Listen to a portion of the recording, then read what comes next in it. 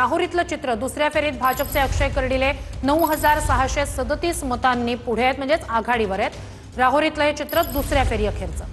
तर कुठल्याही एक्झिट पोलमध्ये तामिळनाडूमध्ये आपण पाहिलं नव्हतं की टीव्हीकेला किती जागा मिळतात, मात्र इथे डीएमकेला धक्का देत टीव्हीके पुढे निघून गेलेली आहे आणि टीव्हीके 60 जागांवर या ठिकाणी आघाडीवर आहे। तर पश्चिम बंगालमध्ये भवानीपूरमधून ममता बॅनर्जी आता पुन्हा एकदा पिछाडीवर गेलेत। 20 राऊंड या ठिकाणी मोजले जात आहेत आणि त्यामध्ये ममता बॅनर्जी आता या राऊंडमध्ये पुन्हा एकदा पिछाडीवर गेले आहे। तर भवानीपूरमध्ये ममता बॅनर्जी पुन्हा एकदा पिछाडीवर।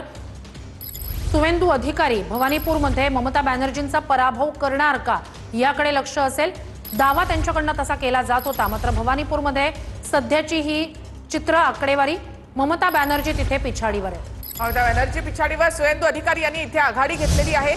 सुवेंदू अधिकारी यांनी ममता बॅनर्जी यांचा पराभव करण्याचा पण केलेला होता। भवानीपूर मधलं हे चित्र आपण पाहतोय। तर बारामतीमध्ये सुनेत्रा पवार 16543 मतांनी आघाडीवर आहे। तर बारामतीमध्ये कितीचं विजयी लीड मिळणार हे पाहणं महत्त्वाचं। दुसऱ्या फेरी अखेर सुनेत्रा पवार आघाडीवर आहेत आणि 16543 मतांनी त्या आघाडीवर आहेत। तर बारामती आणि राहुरी दोन विधानसभा पोटनिवडणुका। बारामतीत दुसऱ्या फेरी अखेर सुनेत्रा पवार आघाडीवर आहेत, 16543 मतांनी त्या आघाडीवर आहेत। 1.5 ते 2 लाख मतांनी विजयी होण्याचा विश्वास त्यांनी या ठिकाणी व्यक्त केलेला होता।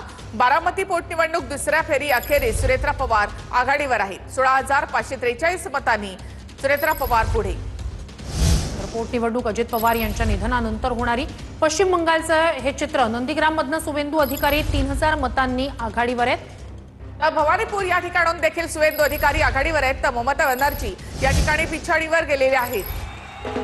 एक विद्यमान मुख्यमंत्री तर दुसरे मुख्यमंत्री पदाचे प्रबळ भाजपमधले दावेदार यांच्यामध्ये देखील काटेकी टक्कर आपल्याला पाहायला मिळते। टीएमसी 118 तर भाजप 124 जागांवर आघाडीवर।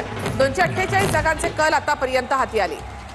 तर सुवेंदू अधिकारी यांनी पुन्हा एकदा भवानीपूरमधून ममता बॅनर्जी यांना पिछाडीवर टाकलेले आहे। एकेकाळचे ममता बॅनर्जी यांचे ते सहकारी, अगदी पक्षातलं एक मोठं नाव ममता बॅनर्जी यांच्या पाठोपाठचं, मात्र भाजपमध्ये ते गेले आणि आता भवानीपूरमधून ममता बॅनर्जी यांना पराभूत करण्याचा चंग त्या ठिकाणी सुवेंदू अधिकारी यांनी बांधलाय।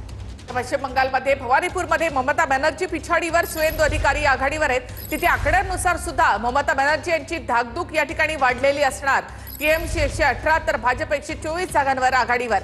पश्चिम बंगालच्या या निकालाकडे आता सर्वांचं लक्ष लागले, कारण काटेकी टक्कर या ठिकाणी पाहायला मिळत आहे। पश्चिम बंगाल नेमकं कोणाचं? भाजप पहिल्यांदाच या ठिकाणी सत्ता स्थापन करणार का याकडे देखील लक्ष असणार आहे। नक्कीच पश्चिम बंगाल म्हणजेच पूर्वेकडचं हे राज्य ते भाजप आता ताब्यात घेणार का? या ठिकाणी असलेली तृणमूलची सत्ता त्यांना पराभूत करत भाजप सत्तेत येणार का हे पाहणं महत्त्वाचं।